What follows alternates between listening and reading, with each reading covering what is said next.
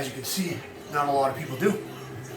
Tonight, we're showing you some prep work on a wicked awesome dish. I have very special guests coming over tomorrow night. So we're going to get all prepped up tonight. And tomorrow before they get here, I'm going to show you how to cook it, serve it, and it's going to be amazing. Because it's dinner time. So what I'm doing for part of this meal, for my best friend and his girl, is I'm doing mashed potatoes. Ranch mashed potatoes. But, of course, I get my red bliss potatoes off the farm, and farmers will pick them, they won't clean them. Now, a couple times in my life, washing potatoes, I've had chefs look at me and be like, "Oh, why are you getting rid of all that beautiful mineral?" I don't like to take a bite of my potato and get a grain of dirt in my teeth. Doesn't go well. Get home from dinner with the girl, try to make out with her, you spitting mud in her mouth, dude. They don't really like that stuff. So what we're gonna do is we're gonna rinse these off, make sure they're good and clean, and dice them up, get them ready to go.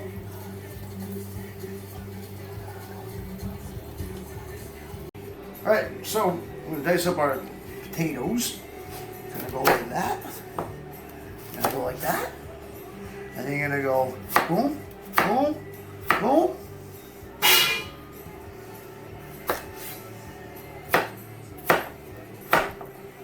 That's it. Going to have to throw that one away. But, I said boom, boom, boom. But what I didn't say was mashed potatoes done. What we're going to do, put this in the sink. Fill that with water. We're going to let that soak all night long in the refrigerator. Cook them off tomorrow. Ranch mashed potatoes, the beginning. Tomorrow's the end. So, we're working on the bacon wrapped cheddar stuffed chicken. And so what you're going to want to do with your chicken breast, you want to clean it. Like right there, there's a little piece of cartilage in there. No one wants to bite into that. I don't want a bone in my mouth. I'm going to get that bit out of there. Clean that up a little bit. With chicken, chicken's funny. It's kind of the opposite of beef. It has that nice silver fat on it, which everybody loves, that chicken silver fat. But you don't want that cartilagey fattiness.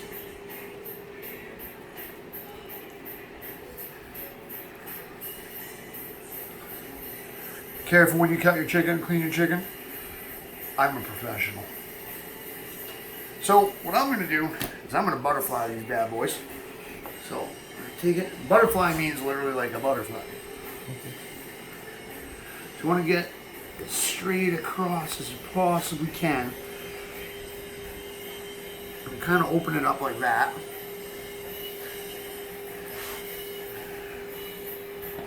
Now what we're going to do here, we're going to cut it right in half. Now it's stuffing time. You're going to take your tail end. I call it the tail end. It's the thinner end. Comes to a point. You're going to always go skin down on the cutting board. Skin down on the cutting board. Take some cheddar cheese, because cheddar is always better. And you're just going to spread it across.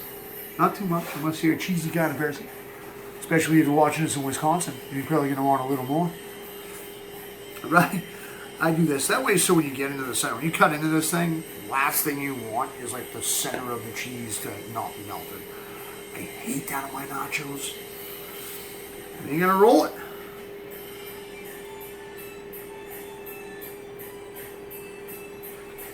Get that one, put that to the side for a second.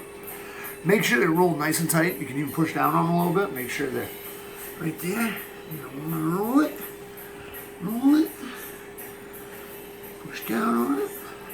Put that one right there. Now we're going to get out our bacon. But first, we're going to go get the bacon stretcher. You're going to take a piece of bacon and you're literally going to lightly stretch that.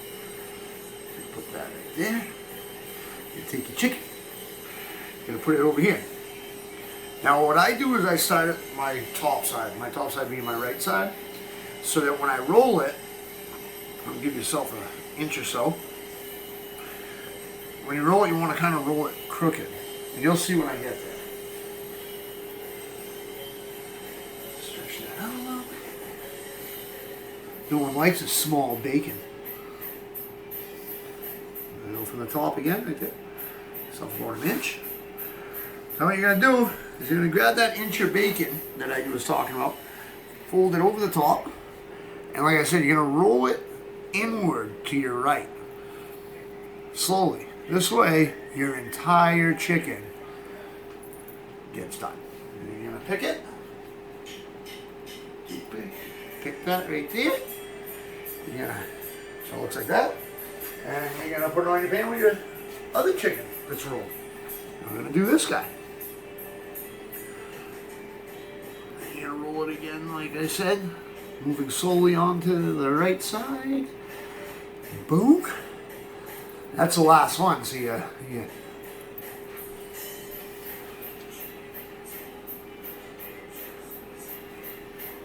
that's it.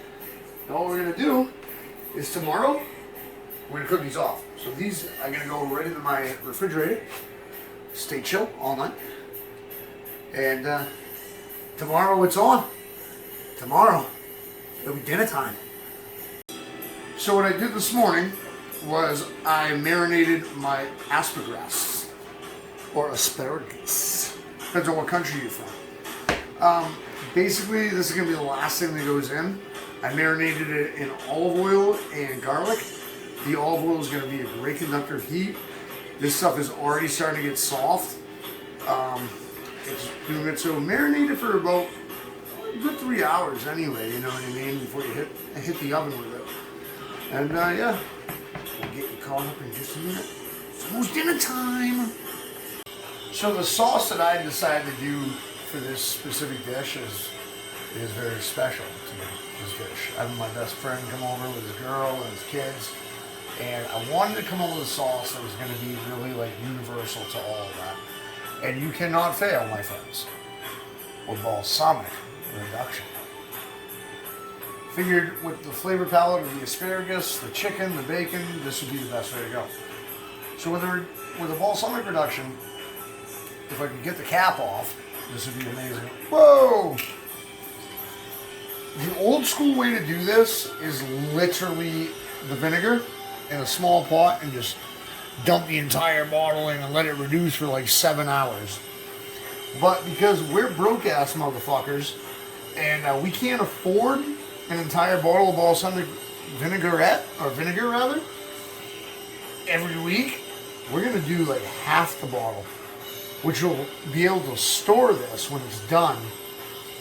And probably would have been smarter of me to take the plastic part off. I'm kind of enjoying this motion. Anyway, so we're going to do about half the bottle. Heat is already on the burner. And what we're going to do here is we're going to add 1/3 cup of sugar. We'll add to the sweetness. You're going to let that, you're not going to stir it. You're not going to stir it, you leave it alone. So you leave it the fuck alone, dude. And just let it sit. Just calm the fuck down. You can stir it if you want. You can have a beer. You know. By the way, the band you just heard, that's my band, Between the Kid and the Goat, and that's our emblem.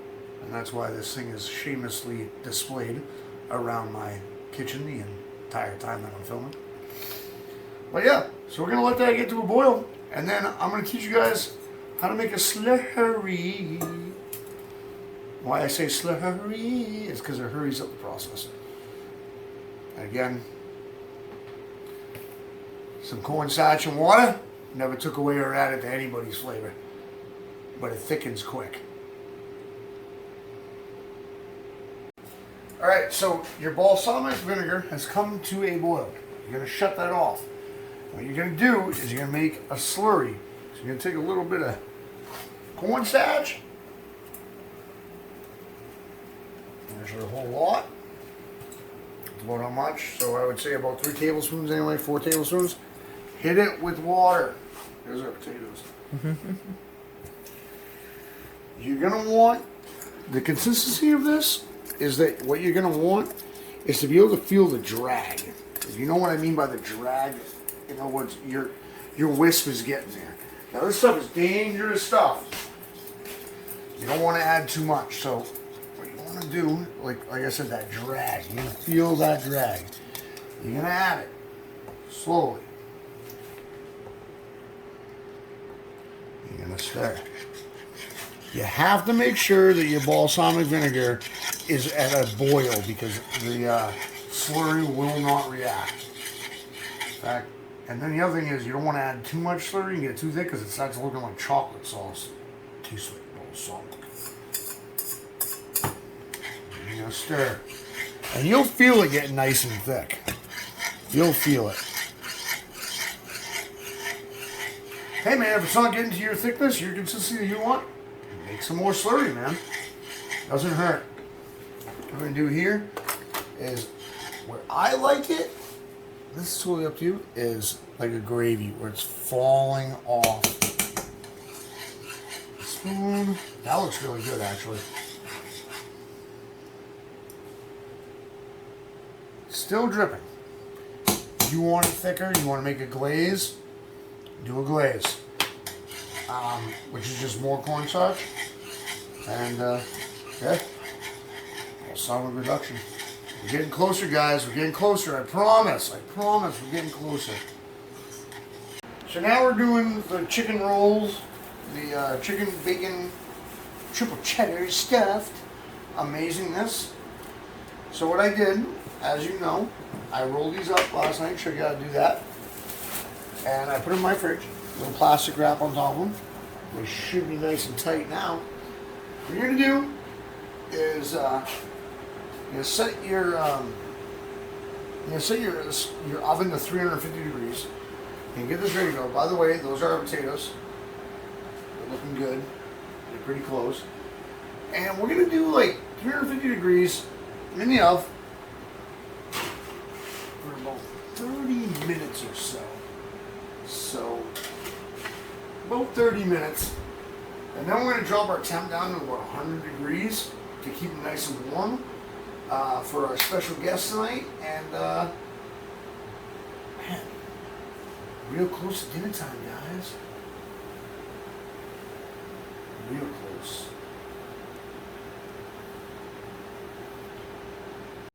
Alright, so our balsamic vinegar reduction is done, but it's still warm. Something I didn't mention, and I hope that you guys didn't just go ahead and do it. Never throw your balsamic vinegar in the fridge to cool it. It's vinegar. It'll coagulate. It'll break. It will not be pretty. But what you want to do to store it is put it in a glass bottle. I'll put it in plastic. It will melt the plastic. It will not be nice for you. Spill a little bit, not too much. Get that in the sink immediately. Get that soaking because it's reduction with sugars and so on and so forth. Now once it's in there, just want to give it a nice little stir. Pretty little stir. That's all it'll take. Pretty little stir. I'll get some of the heat out. Throw your spoon in there. That's ready for service. Do not put a cover on that. You will shatter your glass. So just let it sit. I'm wicked OCD with this stuff, so I like to clean the bottle. And yeah, you have balsamic vinegar. Production. Glaze, whatever you crazy culinarians want to call it. And then what I'll do is when I plate, I'll literally just take a spoon, woo on the plate, which you'll see eventually when it's dinner time, and go from there. There you go, man. Balsamic production. Done. So potatoes are ready, and the way I check them, I take my old trusty tongs, and I mix them around a little bit, and they're falling apart. Falling apart, good. So I'm going to take it, always check, safety first. Put my strainer, woo. Go straight to the sink with this so nobody gets hurt, nobody gets burnt. And now I'm going to take my water bucket here. I'm going to dump it right in the sink.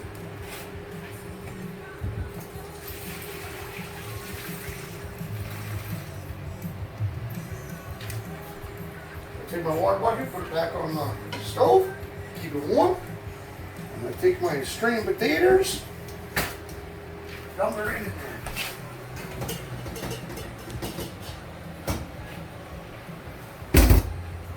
Now, this is how you make a proper ranch. Fresh from the farm. Thank you, Waylon. You're going to take a stick of butter. Butter's real cheap. I don't want to hear comments on my page. You know, the YouTube channel that nobody watches. I don't want comments like, well, butter's too expensive, dude. You can get some great value shit for cheap ass money. What we're gonna do, I'm gonna go to the onion powder. 1 tablespoon onion powder. More than that. Tablespoon. Okay. Ooh. And you're gonna take about, well, I'll show you. I don't want to get sued, so about a quarter bottle of ranch dressing. That's your substitution for the milk. In there.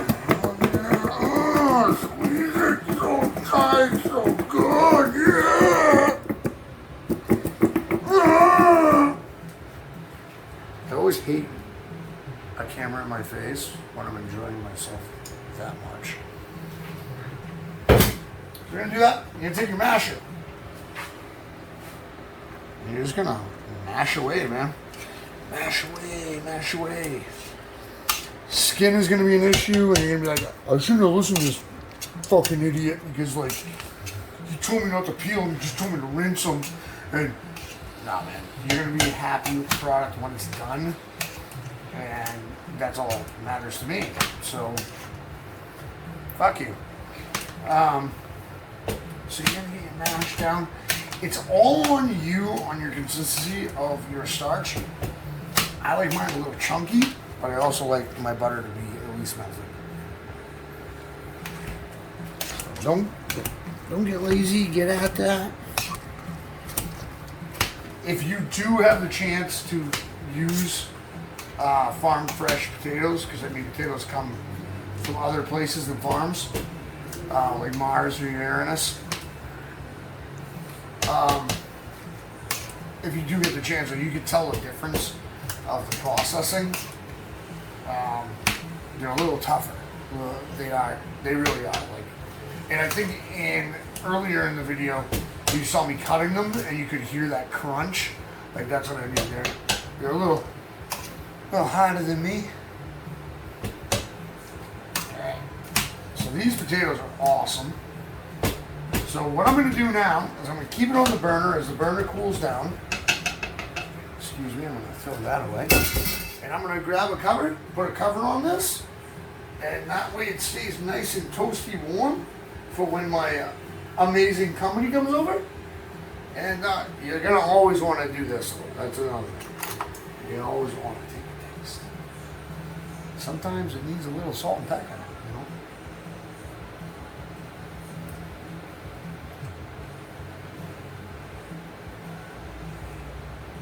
Yeah, we're going to do a little salt and pepper on that one. So what you're going to do is you're going to go back to your mix that I taught you. Yeah. Potatoes have this funny thing where, like, salt like brings out the flavor amazingly. We're going to do a large pinch around, and that should be enough. I mean, a lot of people tell me there's not enough salt and pepper in the world, but to be honest with you, sometimes it's a little too much salt and pepper. Mix that right in.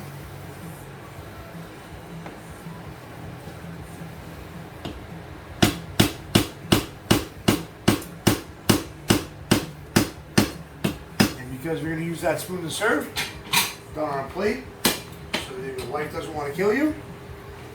And then grab a new spoon, even though now she's going to want to kill you because you're using a lot of spoons. But I don't want my saliva on other people's food, because I wouldn't like that myself.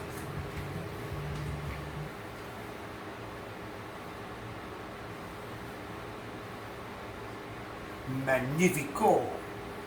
Alright, man, we're getting real close. Chicken's looking good. Potatoes are almost there, or already there. You know what I meant. Alright, throwing a cover on this bitch. It's almost dinner time, guys. Alright, so our chicken bacon triple cheddar amazingness is ready to go. So I took my asparagus, my marinated asparagus, out of the fridge. I'm going to throw that in because it's only going to take about 10 minutes, and then that chicken's going to be spot on. So we're going to go in the oven. Still at 350. Woo-woo. That's set. Leave it the fuck alone.